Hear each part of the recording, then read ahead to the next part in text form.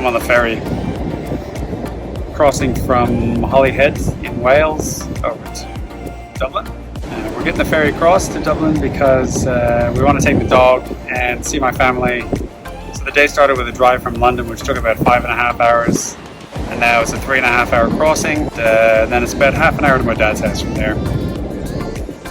So I wanted to do this slightly different video where I talk about my YouTube channel and what it's been like getting started on YouTube. I'm only 3 or 4 videos in at this point, so it's been really hard. I've been trying to figure a lot of stuff out, trying to learn things on the fly, and I decided I'm going to try and get back with some regular updates on what I've learned, what's been hard. It's not going to be one of those series where I give you a whole lot of tips on how to get to 5,000 subscribers in 6 weeks, because I'm definitely not going to get there.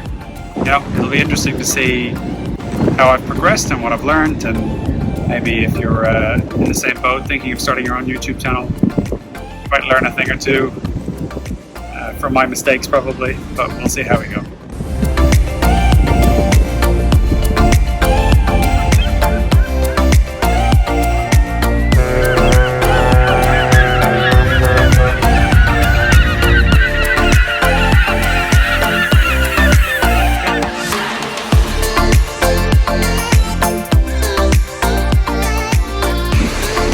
Sharon hates birds, so she's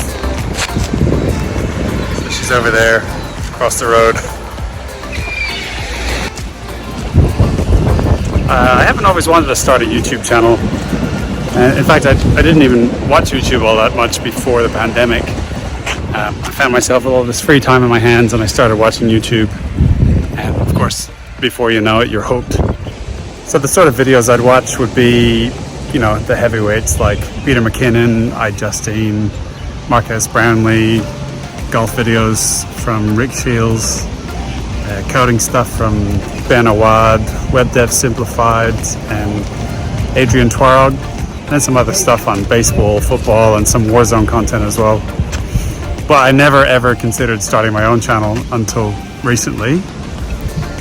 You see, I have a side hustle. It's a CRM for pool sales companies.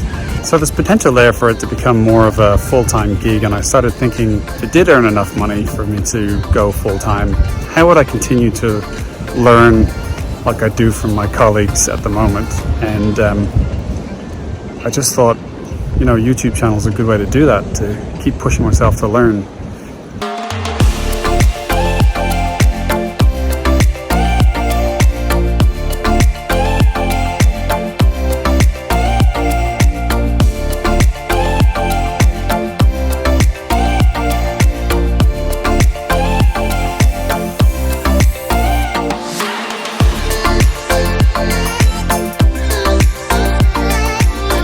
So I never had a chance to finish the video on the pier earlier.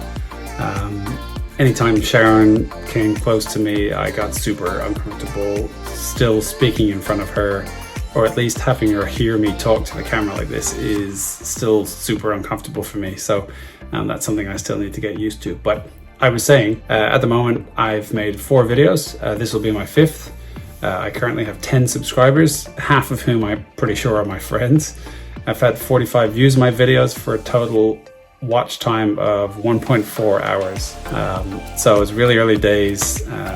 These numbers are pretty much no more or less than what I expected at this point. So it's not concerning for me. When I recorded my first video, I was so uncomfortable. I was a sweaty mess. Talking to the camera is just so unnatural for me. And I mean, nothing's really changed at this point. I've only done 4 videos. So it's still really difficult.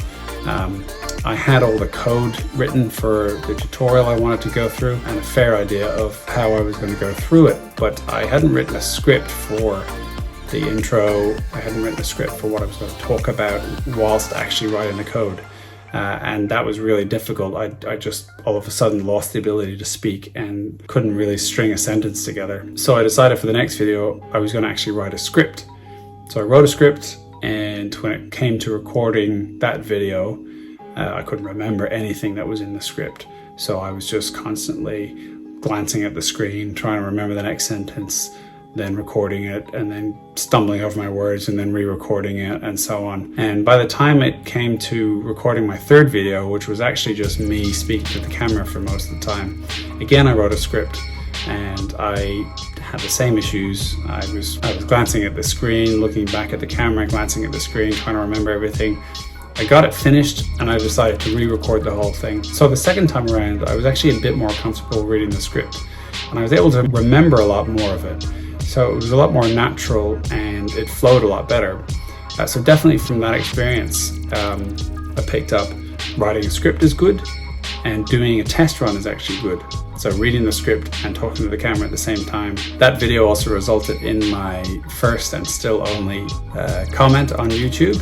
The comment was actually somebody asking, why does this video only have 5 views? He also said, I've got here completely by accident. So it's pretty funny. I wasn't quite sure how to take that, but for me, it's a YouTube comment. Hey, it's my first one. So that was pretty cool. So I know that video titles and thumbnails can make a pretty big difference in terms of how many people actually click on your video and watch your video. So I've been playing with a couple of different styles. I've been using Canva to create my thumbnails. You'll see in my videos have a couple of different styles in terms of the thumbnails.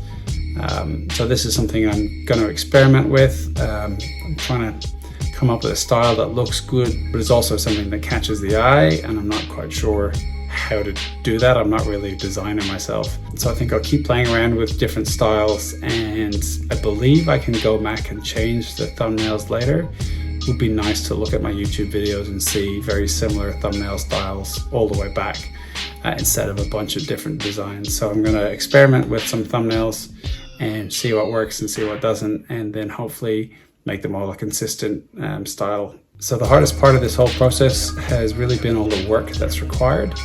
I'm trying to be consistent and post 1 video a week, but honestly, it's been hard. For me, it takes me several days to actually make a video.